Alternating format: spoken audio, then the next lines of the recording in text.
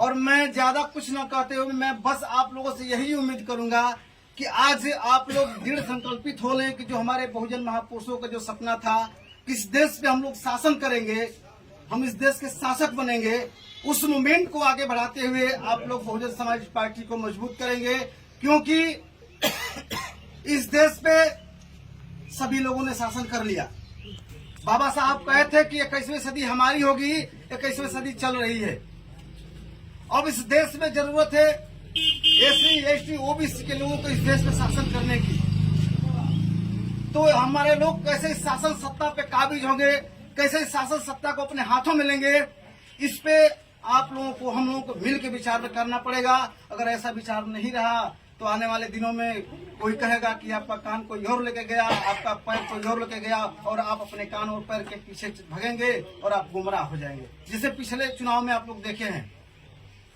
तो आज माननीय श्री कांशीराम साहब के जन्म जयंती पे आप लोग संकल्पित हो जाइए, संकल्प ले लीजिए कि माननीय साहब जो उम्मीद लगाए थे आप लोगों से, जिस विश्वास के साथ इस पार्टी की स्थापना किए थे और बड़ी मशक्कत के साथ जो पिछड़ा समाज का भी संसद और विधानसभा का मुंह नहीं देख पाया था, उस पिछड़े समाज को संसद में भेंट करके माननीय श्री कांशीराम साहब ने साबित कर दिया कि अब राजा के रानी के पेट से राजा पैदा नहीं होगा और बैलेट पेपर से राजा पैदा होगा। तो साथियों, हम सबको इसी मुहिम पे काम करना पड़ेगा।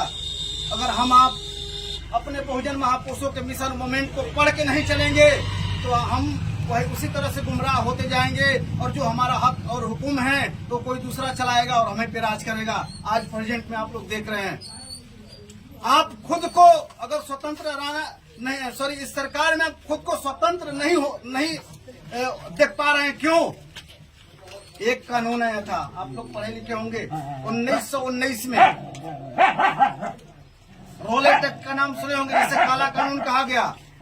उस कानून को कहा गया कि बिना वकील, बिना अपील और बिना दलील का वो कानून था। अभी हम लोग यहाँ 10 लोग बैठ के जो कुछ बातें कर रहे हैं, अगर सरकार की यही मानसिकता है कि जो लोग अपने हक और हुकूमत की बात कर रहे हैं उनको गिरफ्तार कर लिया जाए और उनको ले जाकर कारागार में डाल दिया जाए। इस सरकार में सेम वही हो रहा है जो उस समय हुआ करता था, जिसका विरोध गांधी जी, भगत सिंह सभी लोग किए थे पंजाब के क्षेत्र, पंजाब में। आज बीजेपी की सरकार वही कर रही है। आप अगर पढ़े लिखे हैं, अगर चौराहे पे खड़े होकर अपने